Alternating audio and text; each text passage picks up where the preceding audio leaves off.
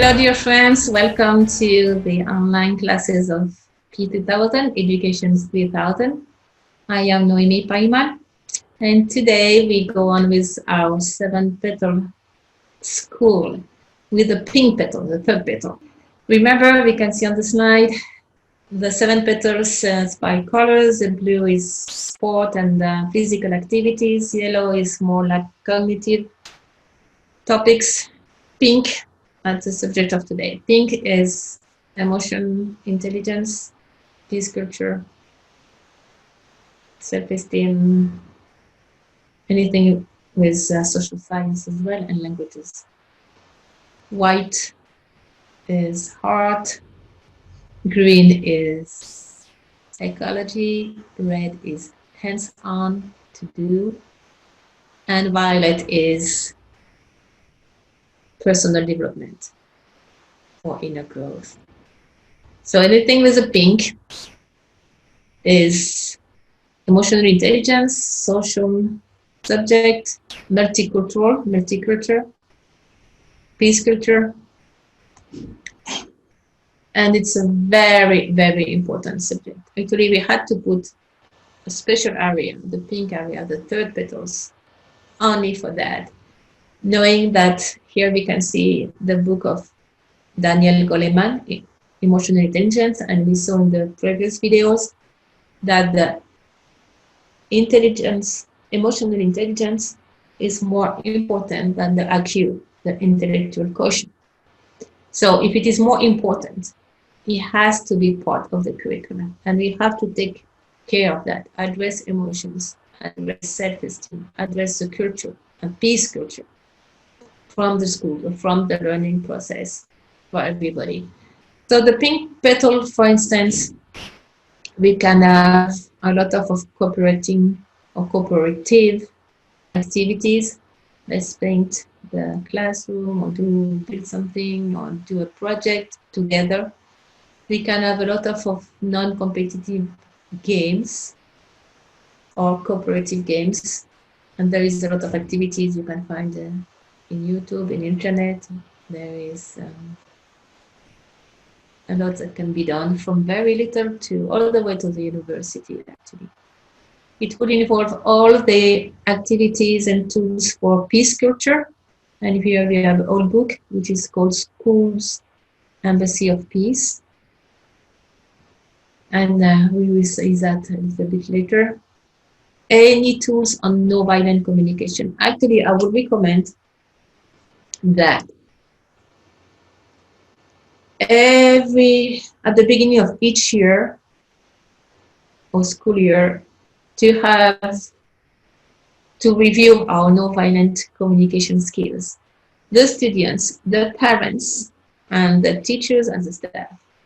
This is basic. How to express something, how to ask something without hurting anybody or get angry or raise our voice because we need something. No, we can express ourselves, express our needs in a nice way, in a way we will have results and we can have a dialogue, and we are all like I think it's maduros, mature. We are all on a beautiful level of communication, of wisdom, of peace and inner peace, and this is what we want inside the school. I recommend again the book of Marshall Rosenberg. It's called No Violent Communication.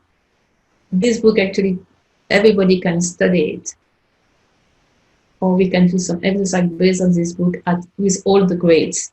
You see on this picture, this is a kindergarten. The kids are 3, 4, and 5 years old, and every day they start the day with this circle. First they have some exercise, then they paint mandala, then they have the circle, and it's called emotion circle. And in this circle they can freely talk about anything they want, their emotion, how they feel, what happened, if something bothers them, and only the kids talks. The teacher, they keep silent. And it's amazing because sometimes you want to say something and the other kid is saying that and is giving the answer, is helping the other kid. And as it comes from them, it builds up self-esteem, respect, listening capacities, and it will really prepare them for the life, for when they are teenagers, how to handle their friends, their boyfriend, girlfriend, their family letters, their co-workers later. It's a great gift to give them for their entire life. If there is something we can give them, is no violent communication. It's so useful, so useful. And a fit body, the blue petal. That's wonderful. So that's for the no violent communication and the circle of emotion or listening circle. And I would recommend to do every day. Or circle of peace we can do as well when there is a problem, or assembly, school assembly every week, for instance, where this is different from the listening circle. The assembly is when we talk about how to organize the school, how to manage some issues, and it's very good, and it's part of the pink petal as well. And will prepare the kids, the young people to real life and to real team building and real co-create a society and project and issues that concerns all. This petal includes ancestral pedagogy, and this is beautiful. It's like to reconnect with our ancestors, first from the family, grandparents and great-great-grandparents, and then all the cultural background we all have, and it gives good roots, and it's very nice to honor the ancestors. It's part of this petal, and it's called ancestral pedagogy. There is a lot of activities you can do, and the pink petal includes peace culture. So we have 8 levels of peace. Remember, when we talk about peace, usually we have the 3 components: peace with oneself, inside, first one; peace with the others, that's why no violent communication and all these tools; and peace with nature. With peace with others, we put 8 levels because it's easier to handle it, to make activities based on that. First, of course, the first one, peace with oneself. Then we have peace in school. So we have this project, for instance, School Embassy of Peace, when peace is visible, and culture of peace is a norm here, and it's all agree. We all agree on that. And bullying is not an issue, and it's not an option here, and it's not accepted by anybody. So it's very easy. It's called to reverse a culture, like a violent culture for peace culture, and we make it visible. Peace in the family and the lineage, which is linked to the ancestral pedagogy I just talked about. Local peace and national peace, so in the neighborhood and in the country and where we are in the community. Peace with nature, that's the green petal. Peace in the world. For instance, we can have in the corridor, we can have maps of the world and all the culture and all the different ethnic and continents, and with symbols of peace everywhere, and we make it visible, and there is like people joining hands and together, and have maps of the whole world visible, especially in the corridor or at the entrance. And we can have a mural of peace as well. Mural, a big painting and a big piece of art. Universal peace, it will be like peace, like being peace with everything. Peace with the cold, with the warm, with the mosquitoes, with the fact we are here on Earth, with something to do, to offer. Peace with everything. It's more like a Zen concept, and it has to do with violet petal as well. And finally, peace with history and religion.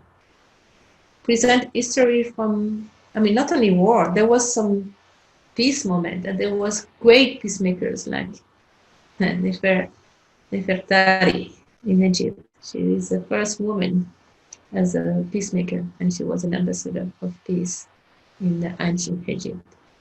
And religion. So we could learn all the compared religion, all of them. It's nice for the children and for the young people to have an approach of all the religion, and it will be part of the curriculum as a peace tool.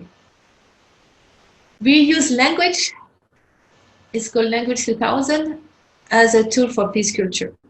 Of course, if a young person knows a lot of languages, he will know more culture, he will be exposed to more kind of alphabets, his mind will be open, it will be open heart, open mind approach and perspective for them. We recommend International English for Peace when we learn all the kind of English from Australia to the States to England, Ireland, and peace English as second language. So how you speak in English in India, in Japan, in China, in Africa. So that will be using English that sometimes they don't like it, English. But if you switch English for International English for Peace, they will like it because they will know it will make us closer to each other, more brother and sister, and it's one planet, and it's nice. And you can Skype with all the countries in all this kind of English. And it's very good. It's very pedagogical, and it will open everybody to peace culture and work scale. I would say to learn a language of your neighboring country. Let's say if I am in Bolivia, I have Brazil, so we will include Portuguese in the curricula. If I am in France, the neighboring country will be to learn English, some German, some Italian, and then we can make field trip or Skype or Zoom to chat in those different languages. I definitely recommend Mandarin for two reasons. Mandarin is beautiful, Chinese Mandarin, because it's pure symbol, so it will open our mind to symbols, meta languages, and the characters are so beautiful, and you can paint them. So it will work a lot with the right brain, right hemisphere of the brain. And plus, 1% out of 5 around the world will speak or read Mandarin. So that's big. And it's a beautiful language. Personally, I like it very much.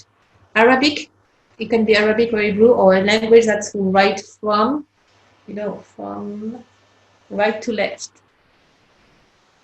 Because that will wire the brain the other way around. It's very good for a beautiful brain plasticity.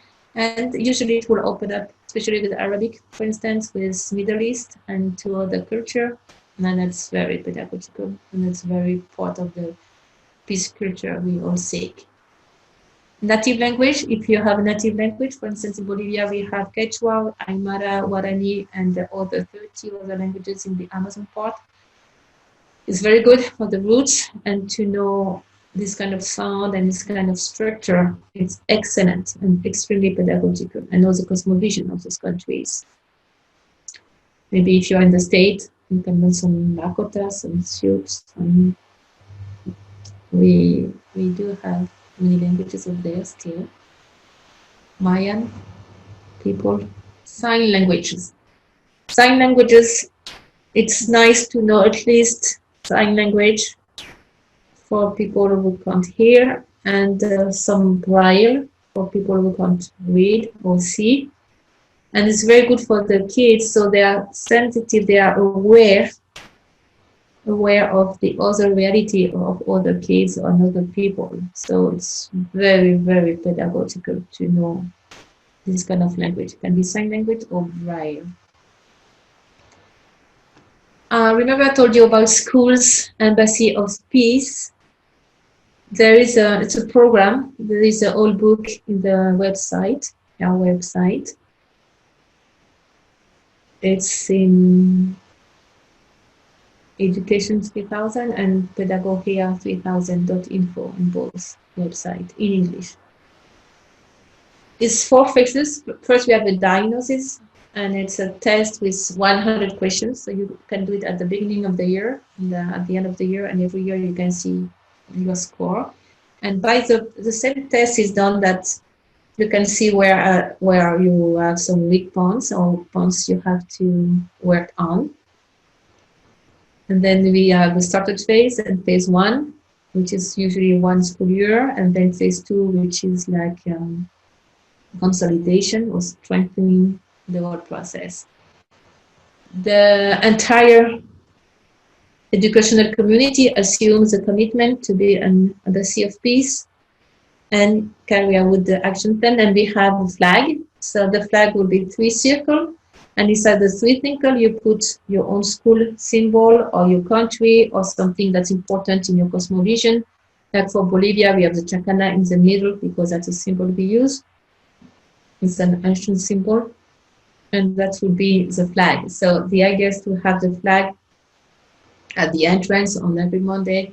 We can have the flag and have the flag up, or we can have a song about the word, about the Joyce hymn, Himno a la Alegría. I find the name. Or we can have something that shows we are one earth. And we have this flag next to our flag. That's for the pink petal. It's a very beautiful petal. It's so important. It's a key petal. If you want to switch in the society, in oneself, in the family, in the schools, the pink petal allows this transition, a transition of paradigm, of cooperation, of peace.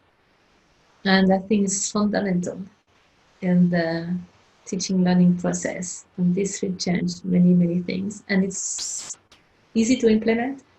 It's fun. It's, as I said, open the heart, open the mind. It's called open mind, open heart attitude. And that will change many things in the world. Thank you so much. And I see you at the next video.